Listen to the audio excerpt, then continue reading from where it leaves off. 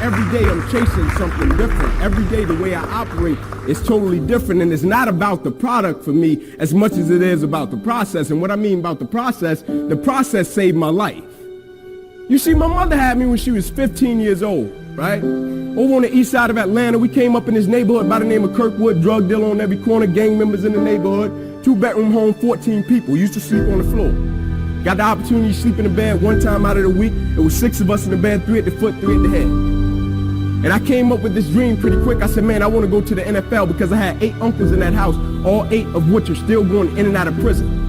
And so pretty quick, I said, man, I want to go to the NFL. And so I went to my big cousin Tamar one night. I said, man, listen, I want to go to the NFL. And so we got to work for this thing. So the thing we're going to do every night, we're going to be patient. We're going to engage in consistent action. Every night, we're going to race light pole to light pole with no shoes.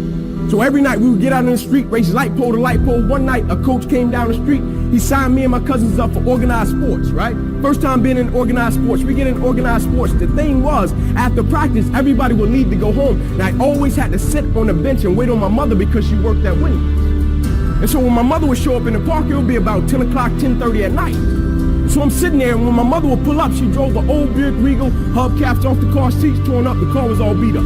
And she would pull up in the park 10:30 at night. I would jump off the bench. I would sprint over to my mother. I would say, Mom, if you don't mind, can you please sit back in your car and turn on your car lights? I have to do some extra drills. I have to go to the NFL so you would never have to work another day in your life. And I knew my mother was tired.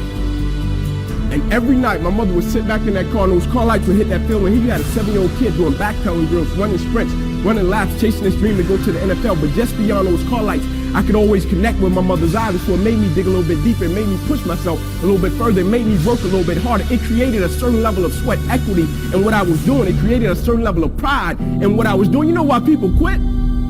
People don't have pride in what they do. You know why people stop? They're selfish and it's just about them. But when you have a bigger purpose to why you're doing what you're doing and you want to honor the sacrifices that others have made for you, it's nothing for you to keep going when you hit adversity. If every decision and choice you make is just about you, at a certain point you're going to hit something that's a lot tougher than you, and it's going to make you quit because you don't have a driving force for why you do what you do. But when I got up to the University of Tennessee, it was simple. It was simple for me to give everything I had. My freshman year, I played special teams. My sophomore season, I broke the starting lineup, had a really strong sophomore season. The summer heading into my junior year, I still remember the day where I was sitting in our film room, and I was watching film on the California Bears. My defensive backs coach, Larry Slade, came in the room. He said, Inky, I got some good news for you. I dropped the clicker. I said, what is it? He said, man, you're a projected top 30 draft pick, son. He said, all you have to do is play the next 10 football games. You're an automatic multimillionaire. I went out of the room. I called my mother and my grandmother on the three-way. I said, after this season, there will be no more struggle. I said, we would never miss another meal. I said, we would never experience another Christmas where we have to stand on the side of the curb and just be grateful. And I hung it up. First football game, I went out, played great, got an interception, shut Cal down. Second game, we're playing against Air Force, got late in the game, fourth quarter, guy dropped back, he threw the ball to a receiver coming out my sideline. Me and the guy, we went head on. As soon as I hit the guy, I felt as if every breath in my body left. Body went completely limp, fell to the ground, I blacked out. Never happened to me before. When my eyes opened, I'll never forget, my teammates ran over, they said, Ink, get up, let's go. I said, I can't. I said, I can't move. He said, what do you mean you can't move? You're our lockdown corner, man, we need you, let's go. I said, I know, man, but this time I can't move. I flipped my head up to the sky, I said, God, I said, surely nothing has happened in this moment that can alter my life. They got me over to the hospital, they took me back, they ran CAT scans, they brought me back into my room, and all in a 15-second time frame, the doctor came running in from the opposite side. He said, hey, get in here, we got to rush this guy back to emergency surgery, he's about to die. I said, what?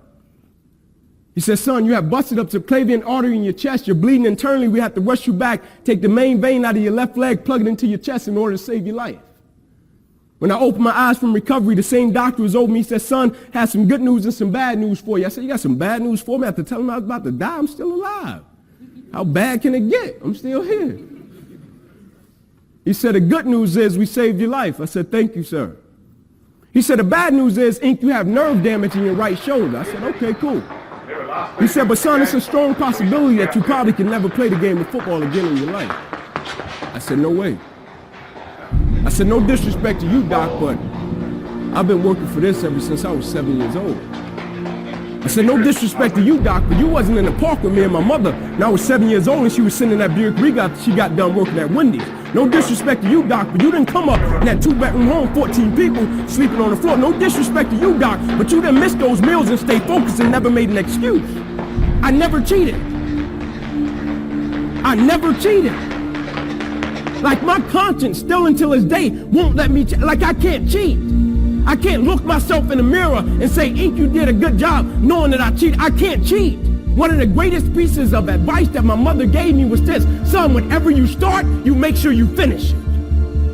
And the problem with the world today, people get involved with things, and if they don't like a certain person, if they don't like the process, if it's not what they thought it was, they quit. And what they don't understand about quitting becomes a habit that doesn't just affect you. Later on in life, when you get a wife and you get some kids or you get a family, it's going to come back to haunt you, and it will one day affect them. That is why I tell you the process is more important than the product. It's not even about the outcome for me. It's about, can you take pride in what you do as an individual, and every night when you look in the mirror, knowing that you gave everything you had to it.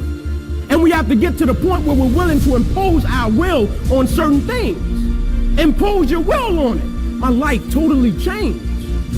And they gave me an opportunity to stop. And most people, when you give them an opportunity to stop while they're chasing something, they take advantage of it because they feel as if, man, why did this have to happen to me? I felt as if, why not me? This is the perfect opportunity to use this to be a blessing to somebody else. And you know what? It's not even about me to be truthful. It's not even about me. Now it's about repaying the people that invested in me and saw something in me when I couldn't see it in myself. At a certain point in life, it can't just be about you. And the moment that we understand that, and every day we wake up, we understand that life is a blessing and life is a gift. And if you were to check out today, how would you want to be remembered? It's bigger than you.